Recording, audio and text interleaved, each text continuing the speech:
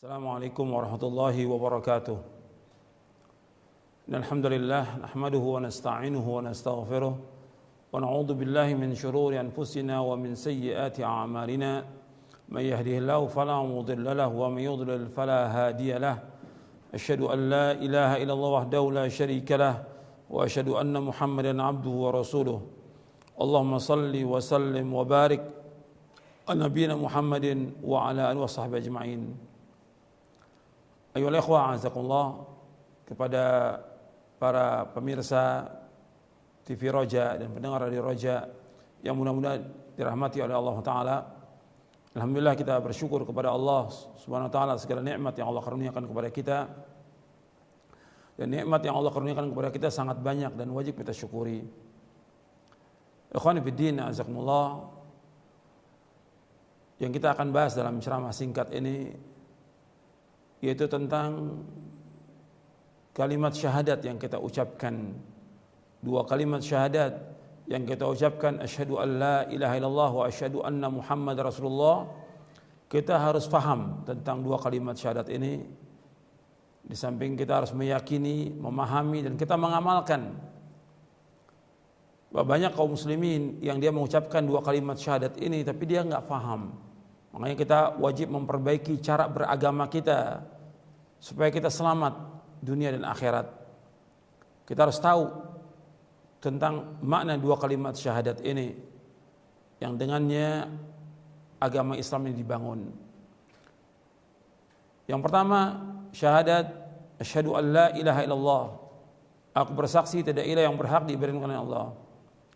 Wa asyhadu anna Muhammad Rasulullah. Dan aku bersaksi bahwa Nabi Muhammad adalah utusan Allah.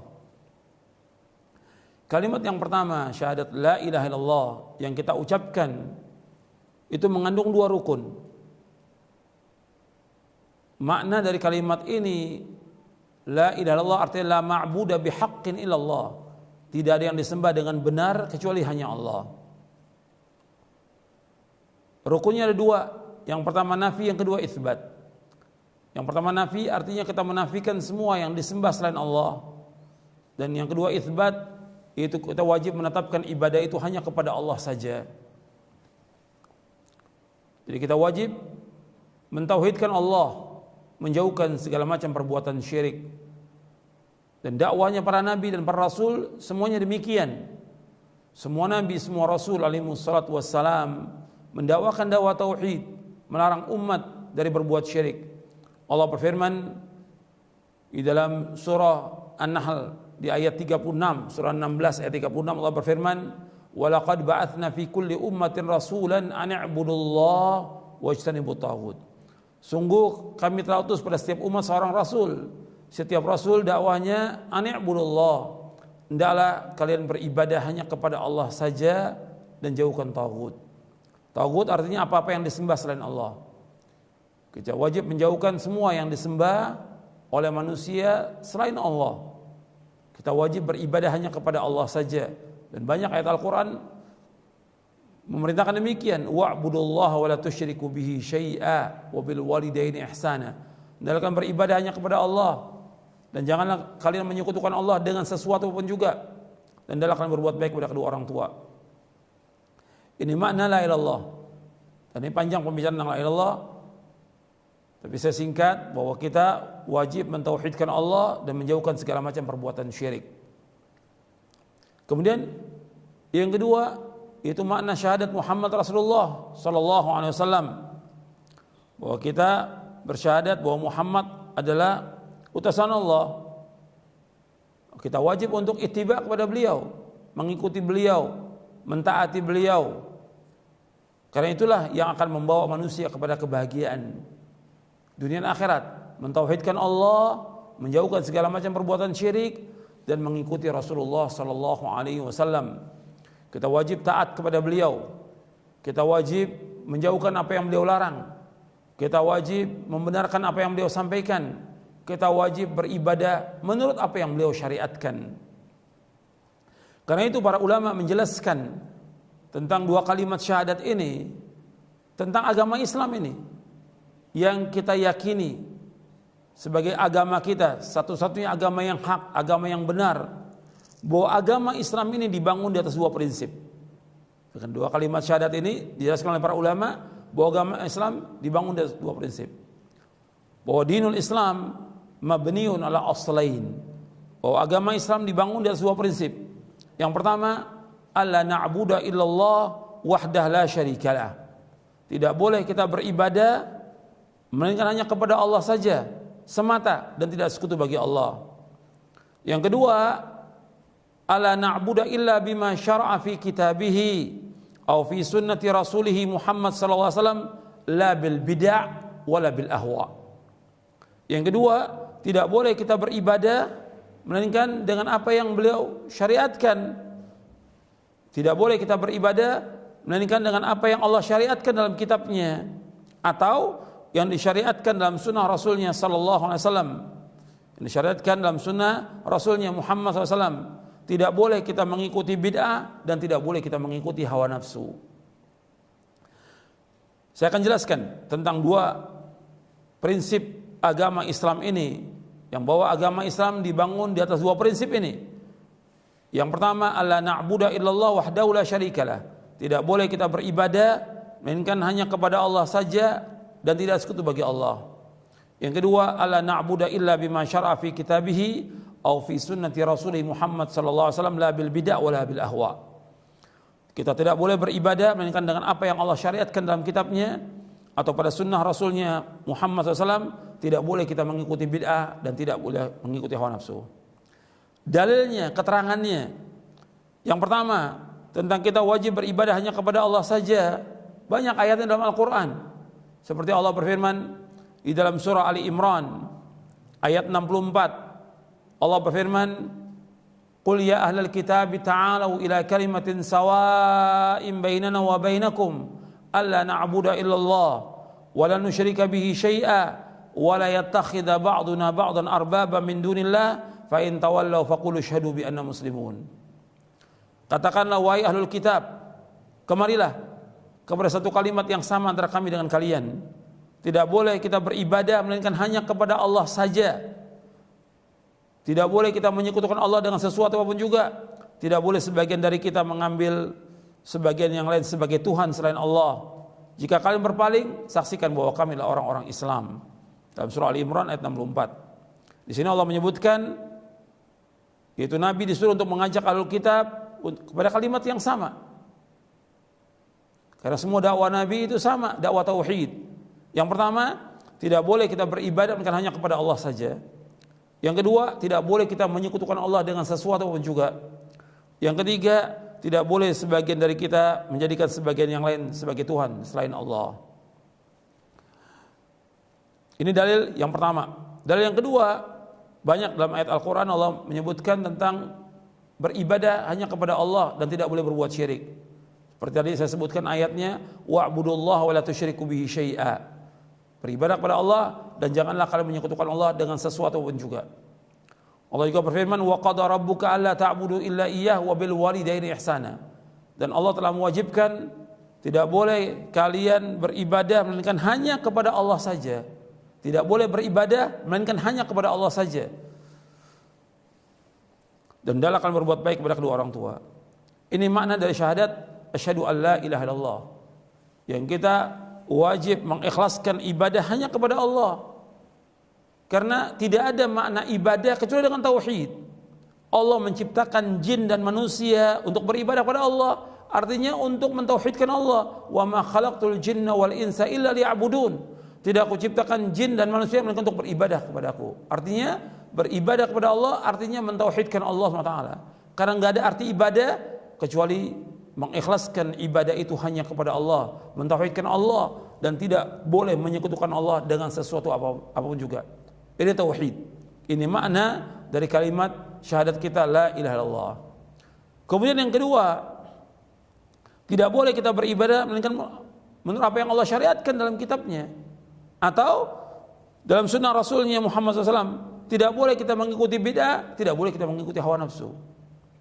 Jadi kita wajib beribadah menurut apa yang Allah tetapkan dalam Al-Quran dan dalam sunnah Nabi yang sahih. Bukan dengan perkataan orang. Kita wajib mengikuti apa yang Allah turunkan. dan tidak boleh mengikuti yang lain. Allah berfirman dalam surah Al-A'raf, surah yang ke-7 ayat 3. Allah berfirman, ittabi'u ma unzila ilaikum min rabbikum wa la tattabi'u min dunihi awliya qalilan ma tadhakkarun. Ikutilah apa yang Allah turunkan kepada kalian dari Rabb kalian, dan jangan kalian mengikuti yang lain sebagai wali-wali, sedikit kalian mengingat. Jadi kita wajib mengikuti Rasulullah sallallahu alaihi wasallam. Dan ini merupakan syarat iman. Allah berfirman dalam surah An-Nisa. Antum melihat dalam surah An-Nisa di ayat 59, ya ayyuhalladzina amanu athi'ullaha wa athi'ur rasul wa ulil amri minkum. Wahai orang beriman, taatlah kepada Allah, taat kepada Rasul, dan ulil amri antara kalian. Disuruh kita untuk taat kepada Allah dan taat kepada Rasul. Bahkan Allah menyebutkan di ayat 65-nya tentang syarat iman mengikuti Rasulullah sallallahu alaihi wasallam. Allah berfirman dalam surah An-Nisa ayat 65, fala wa rabbika la yu'minuna hatta yuhakkimuka fima shajara bainahum thumma la yajidu fi anfusihim harajan mimma qadaita wa yusallimu taslima. Demi Rabbmu, mereka tidak dikatakan beriman sampai mereka menjadikan kamu sebagai hakim terhadap apa yang mereka perselisihkan. Kemudian mereka tidak dapat dalam hati mereka rasa haraj, rasa sempit terhadap apa yang kau putuskan, dan mereka tunduk dengan setunduk-tunduknya. Mereka terima dan mereka tunduk dengan apa yang diputuskan oleh Nabi Muhammad sallallahu alaihi wasallam. Kita wajib untuk ittiba. Enggak boleh kita pilih-pilih. Kalau Allah dan Rasulnya sudah putuskan satu perkara, kita wajib mengikuti. Allah berfirman dalam surah Al-Ahzab, surah 33 ayat 36, "Wa ma kana lil mu'minin wa la mu'minatin idza qada Allahu wa rasuluhu amran an yakuna lahumul khiyaratu min amrihim wa may ya'sillaha wa rasulahu faqad dhalla dhalalan mubina." Tidak patut bagi mukmin laki-laki dan mukmin perempuan apabila Allah dan Rasulnya sudah putuskan satu perkara, tidak boleh bagi mereka untuk milih-milih dari urusan mereka. Barang siapa yang durhaka kepada Allah dan Rasulnya, maka sungguh dia telah sesat dengan kesesatan yang nyata. Disuruh kita untuk mengikuti Allah dan Rasulnya, bahwa kita akan dapat hidayah. Tapi kalau kita pilih-pilih, kemudian kita maksiat kepada Rasulnya, maka Allah menyebutkan dia telah sesat dengan kesesatan yang nyata. Di sini kita wajib untuk mengikuti Rasulullah. Tidak boleh kita mengikuti hawa nafsu, tidak boleh berbuat bid'ah. Rasulullah yang pertama kali menjelaskan tentang bid'ah ini, tentang bahaya bid'ah. Yang pertama kali menjelaskan, dia menyampaikan tentang tidak bolehnya kita berbuat bid'ah adalah Rasulullah sallallahu alaihi wasallam. Bid'ah adalah sesuatu yang baru dalam agama, yang Nabi enggak contohkan sallallahu alaihi wasallam. Dibuat oleh manusia. Ini bid'ah. Makanya Nabi bersabda sallallahu alaihi wasallam, wa iyyakum wa muhdatsatil umur fa inna kulla muhdatsatin bid'ah wa kulla bid'atin dhalalah.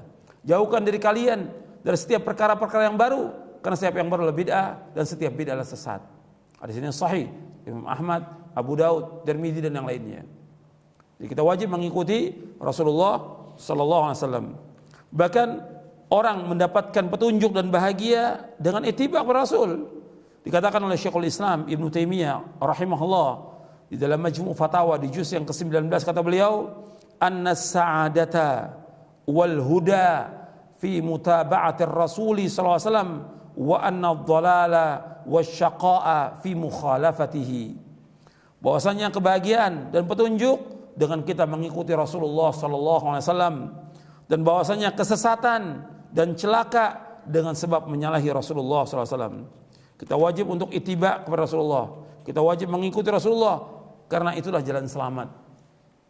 Kita ingat bahwa manusia akan sampai kepada Allah dan akan sampai kepada keridhaan Allah dengan mengikuti Rasulullah SAW.